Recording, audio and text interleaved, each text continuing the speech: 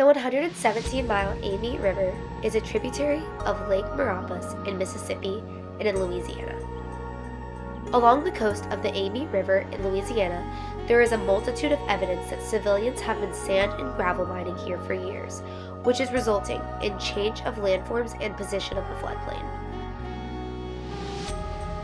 Sand and gravel mining occur when individuals are attempting to extract gravel from the river valleys. This is done for the use of concrete, construction aggregate, and for other industrial mineral uses.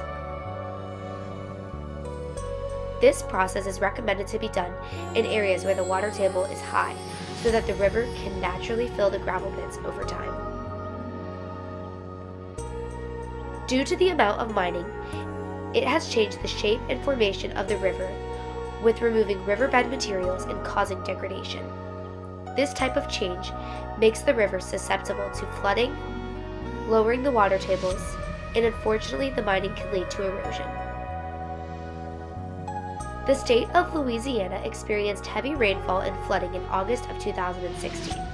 Scott Heberling from the Water Institute of the Gulf, along with other researchers, demonstrated that mining for sand and gravel in the past years caused major modifications and channel realignment to the Amite River.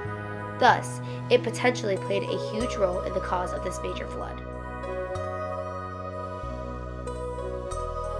Among others, the stream's subsegments consisting of the upper reaches of the Amite River have been designed as not meeting their respective water quality criteria due to, at least in part, sediment loadings produced from sand and gravel mining activities.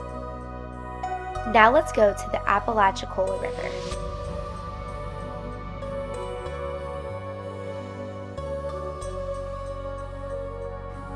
The Apalachicola River is approximately 180 kilometers long in the state of Florida. On the river, you can see dramatic landscapes of steep bluffs and deep ravines. The Apalachicola River is fed by the Chattahoochee and Flint rivers and has the largest volume of water flow in Florida. If you were to paddle on the Apalachicola River, at some point you would arrive at the Alum Bluff. The Alum Bluff is on the banks of the Apalachicola River and is one of the largest geologic exposures in Florida. The river has meandered back and forth, causing the river to cut into the geologic strata, exposing layers of geologic units of different ages.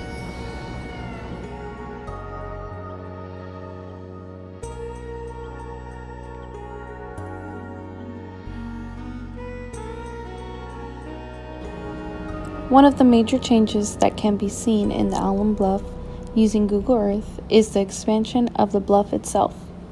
Clicking through the timeline in Google Earth, you can see the expansion. This expansion was due to a landslide that occurred in 2013.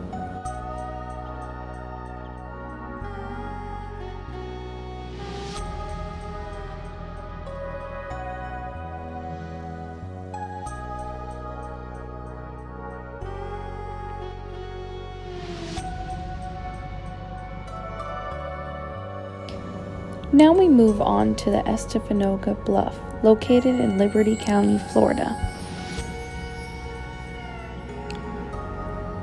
Erosion has put people at risk of losing their homes at locations near the Estefanoga Bluff.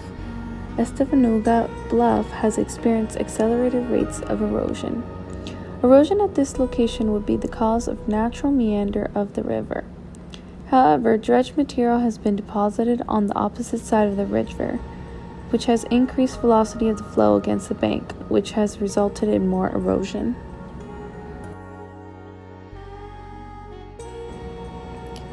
Although some of the next few images won't be too clear, I have set the timeline back to 2012 and have marked a pathway from the road to the bank. As I forward the time, you can see how erosion has morphed and caused the land to migrate back.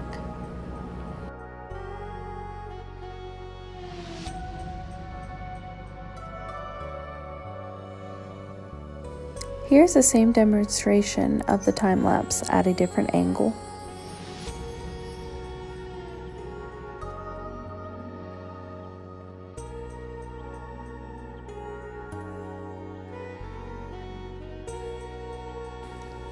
When the pathway was measured, it showed a 2-meter difference from 2012 to 2015.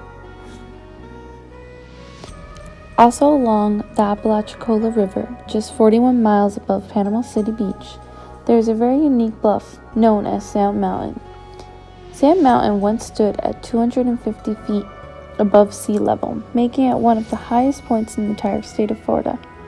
Documented for the first time in 1948, Sand Mountain consisted of sand washed phosphate rock. Freddie Wright wrote for the Polk County Newsletter. After word got out about Sand Mountain, it became a huge tourist attraction for people in Florida to travel for sand skiing. Locals would actually spend their days shoveling snow onto this mountain in order to have a bigger hill to ski down. Many Floridians in the 1950s, similar to today, had never seen snow or even been skiing. People came from all across the state to ski down this nearly 300-foot tall mountain in Polk County just off of the Apalachicola River.